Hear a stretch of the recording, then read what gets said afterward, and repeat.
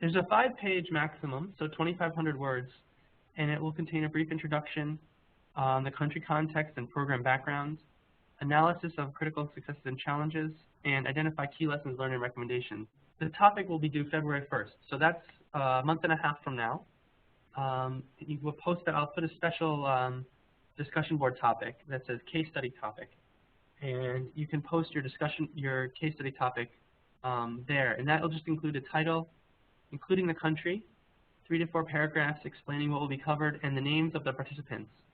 The final will be due May 15th, and there's a UNICEF support staff that will be available, and Murat will talk about the mentors that can help you with this. And we expect this will be published in the end, so hopefully at the end we'll have a nice set of case studies that we can all reflect on and learn from. And Murat will send out the names of the mentors to everyone. Okay, so that concludes the discussion for this, and maybe I'll pass it back over to Rita or Murat to facilitate some questions about the topic that we covered today. Thank you. For any questions from the audience, we will take questions like 15 to 20 minutes max. And I will also introduce you as a follow-up of this presentation with an email, the mentors for each country. Basically, there are 5 mentors. It's Teres Dooley, everyone knows, and Thomas and myself from the headquarters team.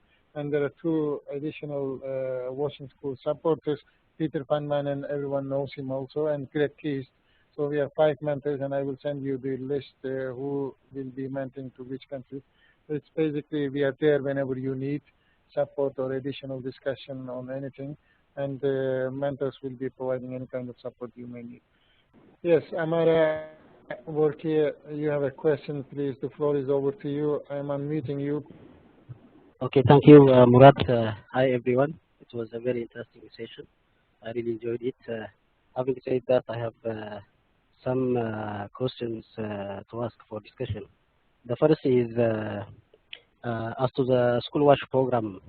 We have seen that the components that is expected of a given School Wash program. And my question line with that is, I haven't seen anything about the strategies or any, strategy as part of the document of the School Wash program. I mean, how we are going to implement and achieve the program, and how part is missing. I would like to hear something on that. And the other thing is, here in Ethiopia, we are working on School Wash as part of the wider WASH program, which focuses on community hygiene and sanitation, school and health institutions. I would like to hear from the participants how they are managing the school WASH program in their country.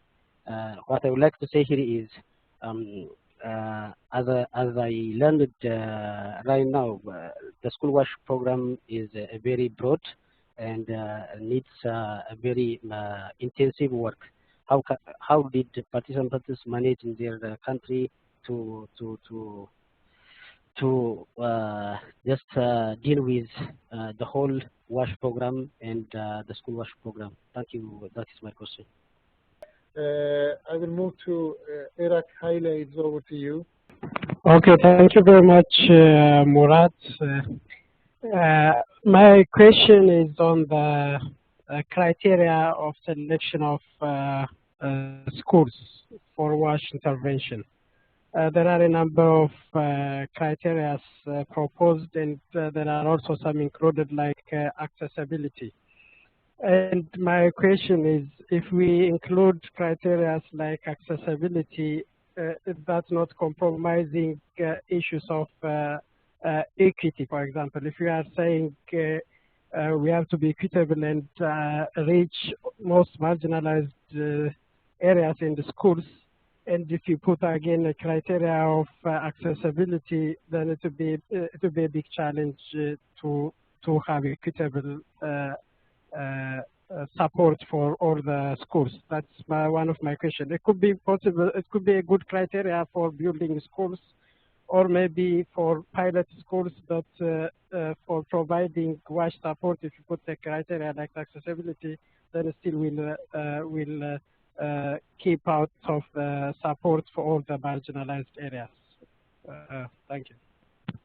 Excellent point on the equity perspective and the access to washing schools programming for more marginalized children. Matt, maybe the floor is over back to you to provide some basic answers to questions that were posed. I think I didn't fully hear the question from the gentleman from Iraq. I think he was talking about accessibility and the issues of equity and accessibility. And is that correct, Murat? Is that what you heard? The question was more when during the presentation you said about how to select the schools, and one of the line items were accessibility of the schools, maybe to reach to schools.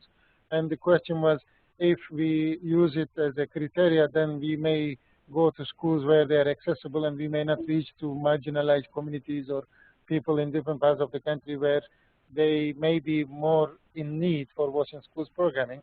There may not be a road, or due to a security reason we may not have access, but the kids or children who are living there, from the equity perspective, they may be suffering more, and our presence there is more required and needed in order to meet their needs. Yeah, I think that's a very important issue, and I think there are a lot. I mean, ultimately, there are a lot of different factors that need to be accounted for, and I think that the point is that it is important to really understand all of the different conditions that you want to take into account, and if equity is the key one, and you want to reach the most marginalized, and that just has to be made clear. In some instances, for example, if there's a set amount of money, if it were up to me, I might want to reach the most marginalized schools I could, but with a significant amount of money, and that I felt like they would be able to sustain the program, and that they have a chance of success. And so I think that there are all kinds of different things that need to be weighed, and I think that ultimately, for example, you may not want to put, there are certain risks that you may not want to take in terms of security in order to reach certain schools when there are other ones that are also in need. But again, I only bring this up as a way to foster discussion around everyone's going to have a different set of criteria, and I think that it's important to just, as a program with all the stakeholders, come up with those criteria and ensure that there's agreement. In terms of the question from the gentleman from Ethiopia, I think that's probably better answered by some of the other people who are doing program work on the ground, how they're managing the Wash in Schools program. And I don't know if anyone wants to answer that question. Okay, maybe just to add to the question about the national strategy, there was a discussion when we were structuring the 10 modules about the second and third modules. The second, to have a national sector strategy or engagement with the government at the national level, or to put it at the third, where the programming component of Washing Schools to come. So in our last discussion with Matt, we took this session prior to the engagement at the national level with the government, so to give an understanding of what the minimum standards or what are the components of Washing Schools programming. The next week or the next module, which is module 3, will be engaging with the governments at the national level, where we will have more opportunity to discuss how to be there at the national education sector strategy development or implementation of the sector strategy, and not only education sector strategy, but also creating space at the health and water sector strategies. As an example, like in Morocco, the Ministry of Water spent $5 million on connecting water to schools, whereas Ministry of Health financed the other components, and Ministry of Education has the other components of Washing Schools programming, like teacher training and curricula. So we will be touching on module 3, However, it will be good to hear from different partners or people on the ground on how their levels of engagement at the national sector strategies. And also, it's critical, there was a comment I was reading, that the sector strategies does not become a paperwork that stays on shelf at the national level, but we really need to see different tiers of engagement at the national, district, and local, the school level. So in that regard, the matrix on page 8 of the WHO UNICEF minimum standards, or the guidelines on minimum standards, shows, at the national level what we need to do, at the district level and at the school level what should be our engagement. I will pass to Kenya, to Frank. He has a question or comment to make.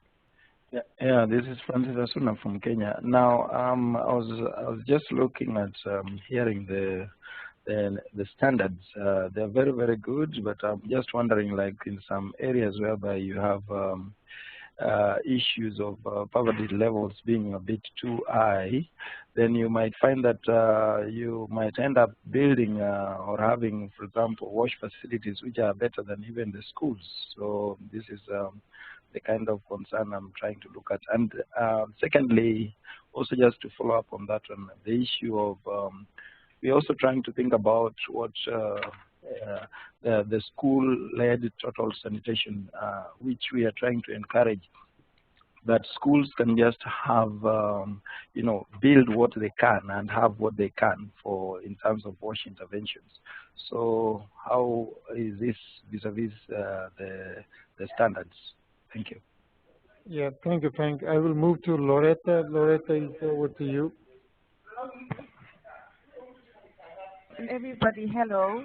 I found the session on standards quite interesting, and I realized from the example of Kenya that they're having 25 girls to one latrine privy, and then having 50 boys to one latrine privy and one urinal. And I would just like to find out what the evidence was on the girls using the urinals. Are we ruling out urinals for girls? And is there a special reason for this?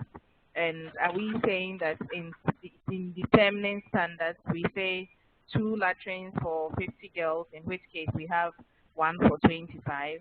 And then when it comes to boys, we say we have 1 latrine and then 1 urinal. I would like some clarification on that. Thanks. Thank you, Loretta. Maybe I can pass the floor to Matt, and I can also add from my point that these are guidelines. They are not standards. They are meant to give a light for us, but it has to be sit and discussed at the national, district, and school level. And in a country, when you are setting a standard, it may have different figures for different settings. A rural area may have a different goal. A national level goal might be a different one. But the most important thing is, unless we set the components of Washington Schools programming clearly and we define our interim targets and goals, we will not be able to monitor where we are heading, and we will not be able to allocate enough energy or resources to meet those standards.